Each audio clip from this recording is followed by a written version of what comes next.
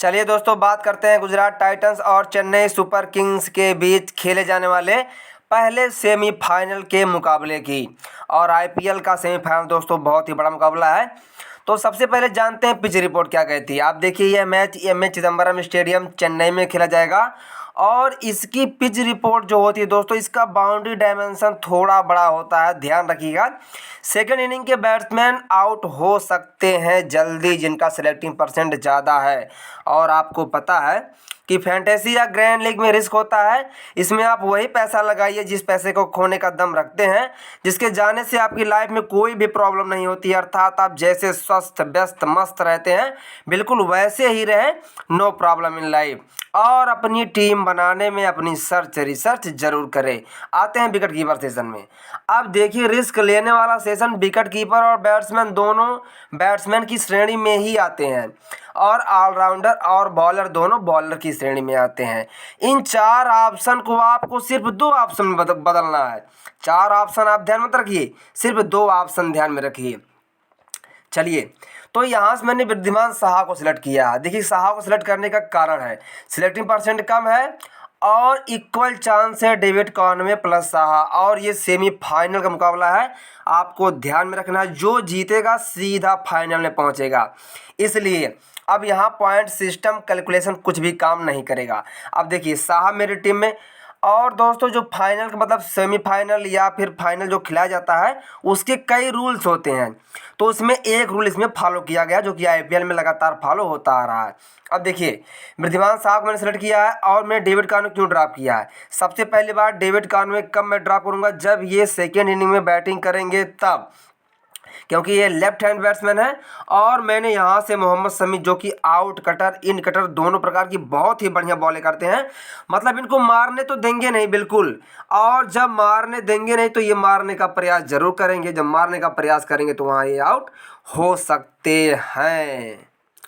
इस बात का आप ध्यान रखिएगा, इसलिए मैंने यहाँ से साहा को सिलेक्ट किया है। और हो सकता है अगर 5 बॉलर के बाद ऑप्शन में या फिर 6 बॉलर के ऑप्शन में हार्दिक पांड्या आते हैं तो ये भी बॉलिंग कर सकते हैं। क्यों?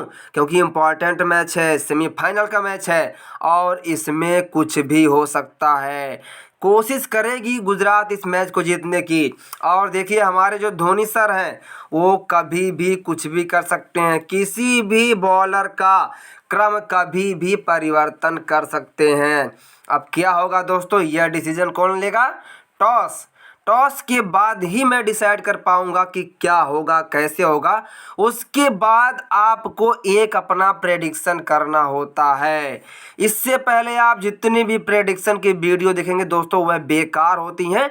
बस आप उस कंडीशन को जानने का प्रयास करिए जो कंडीशन आपके काम आ सकती है। जब आप सभी कंडीशन के बारे में जानेंगे और अपने दिमाग से एक कैलकुलेशन करेंगे तो वहाँ आपको सब समझ में आएगा कि मैच किस तरह जा सकता है।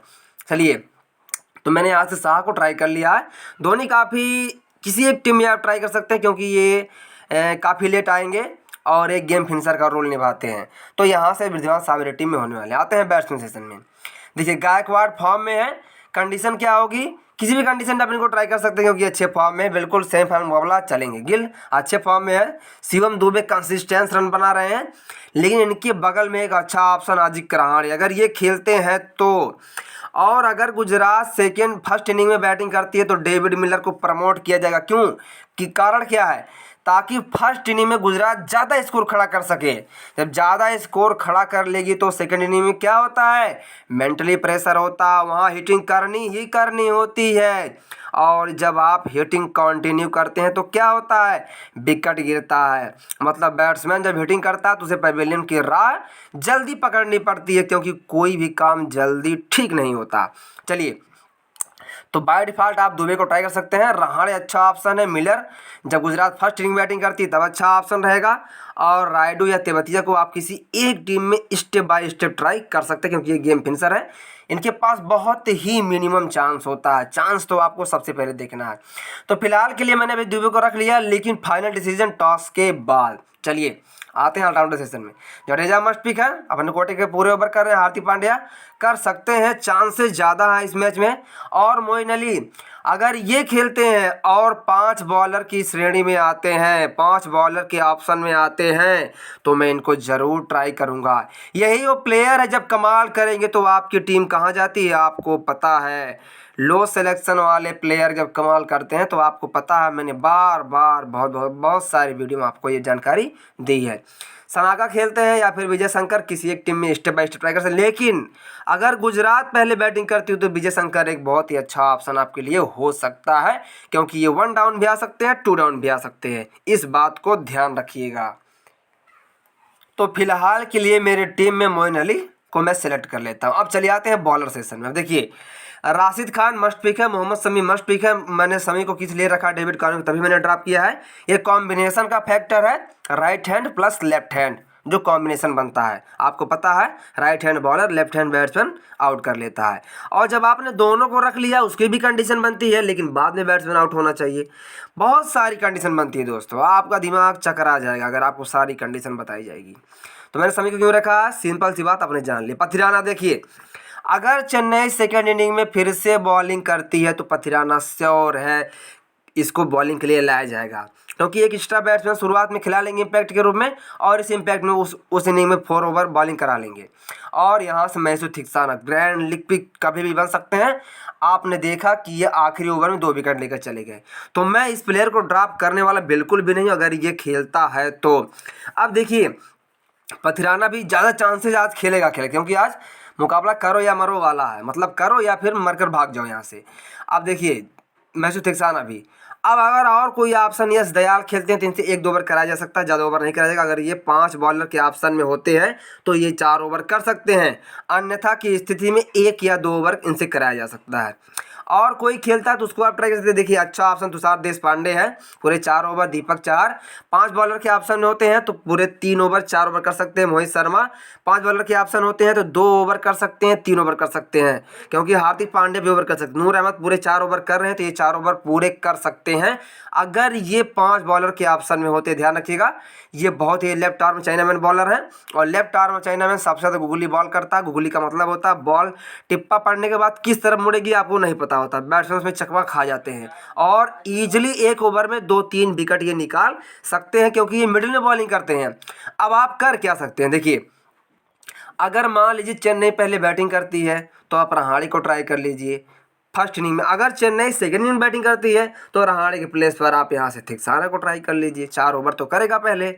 मतलब ये सारी कंडीशन आपको पता होनी चाहिए, कोई भी रिप्लेस कर सकता है जिसके पास मिनिमम से मिनिमम चांस है। लेकिन ये ध्यान रखिएगा मुकाबला करो या मरो वाला है, बिल्कुल एग्जैक्ट टीमें अपना काम करेंगी। एग्जैक्ट प्लेयर बॉलिंग करेगा, एग्जैक्ट प्लेयर फील्डिंग करेगा, एग्जैक्ट प्लेयर बैटिंग करेगा। हाँ रन ज़्यादा बनाना होगा तो गेम फिनिशर को प्रमोट किया जाएगा फर्स्ट इनिंग में, और सेकेंड इनिंग में गेम फिनिशर को रखा जाएगा, क्योंकि कम बॉल पर अधिक रन बनाना ही गेम फिनिशर का काम होता है। इन सभी बातों का ध्यान रखिएगा। अब चलिए आते हैं सबसे important factor, captain vice captain. अब देखिए कैप्टन वाइस कैप्टन हमें बनाना किसे चाहिए, ऐसे प्लेयर को बनाना जिसके पास चांस है, पहली कंडीशन। दूसरी उसका सिलेक्टिंग परसेंट कम हो, दूसरी कंडीशन। और ऐसे प्लेयर को बनाने से जिससे आपकी रैंक 1 आसानी से आ जाए। ऐसे प्लेयर का आप चुनाव कीजिए जिससे आपकी रैंक 1 आने का रास्ता यूनिक बन जाए, बिल्कुल उस पर चलना आसान हो जाए। ऐसे प्लेयर को आपको कैप्टन बनाना चाहिए। इन सभी बातों को ध्यान रखिए। मैं उसी प्लेयर को कैप्टन बनाता हूँ जिसके चलने की संभावना भी हो, उसके पास चांस भी हो और उसका सिलेक्टिंग परसेंट भी कम हो। जब वह चले तो मेरी टीम बिल्कुल अलग रास्ता बनाती हुई इतनी स्पीड से आगे जाए कि उस स्पीड को कोई रोक ना पाए। ये कंडीशन आपको आपको अपनी स्ट्रेटजी खुद की बनानी होगी। अब देखिए डेविड कॉनवे, शुभमन गिल, ये क्या है, ये भीड़ वाला इलाका, ऋतुराज गायकवाड़ या फिर यहाँ से देखिए समी है, समी बनाने लायक है कैप्टन, राशिद खान है, ये पूरा भीड़ वाला इलाका है। आप इनको बना सकते हैं, ऑलराउंडर में किसी को भी कैप्टन बना सकते हैं फिलहाल के लिए। लेकिन दोस्तों जो डिसीजन होगा मैं टॉस के बाद ही डिसाइड करूंगा। लेकिन फिलहाल के लिए जो भीड़ वाला इलाका डेविड कॉनवे, ऋतुराज गायकवाड़ या फिर आपको यहाँ दिख रहा शुभमन गिल है, मैं इनको कैप्टन बिल्कुल भी ट्राई नहीं करूंगा, क्योंकि साइड वाली टिप्स भी काम कर सकती है आज के मैच में। क्यों, जो अच्छे बॉलर हैं उनको रोकिए, जो थोड़ा साइड वाले बॉलर उनको पीटिए, क्योंकि इंपॉर्टेंट मैच है, ये कंडीशन काम कर सकती है। तो मैं यहाँ से जडेजा को डिफॉल्ट कैप्टन में बना सकता हूँ और वाइस कैप्टन में मोहम्मद शमी रहेंगे, पथिराना रहेंगे, थिक्साना तो बहुत ही अच्छी पिक है, कभी भी कमाल कर सकते हैं। लेकिन कब, जब Chennai super Kings second inning में बॉलिंग करती है तब मैं इन्हें कैप्टन भी ट्राई कर सकता हूं और इन्हें वाइस कैप्टन भी ट्राई कर सकता हूं। सारे जो इसके स्टैट्स होते हैं, सारे जो फैक्टर होते हैं, उनको मिक्स करके एक कंक्लूजन निकाल कर ही यह वीडियो बनती है। तो आशा करता हूं आपको वीडियो ज़रूर पसंद आई होगी। वीडियो पसंद आती है, आपको कुछ यूनिक मिलता है, कुछ यूनिक सीखने को मिलता है, या आपको लगता है कि मैं आपके लिए कुछ यूनिक करने का प्रयास करता हूं या फिर यूनिक करता हूं, तो वीडियो को लाइक ज़रूर करिए। चैनल पर नए हैं तो चैनल को सब्सक्राइब कर लीजिए। मिलता हूं नेक्स्ट वीडियो में, तब तक के लिए बाय दोस्तों।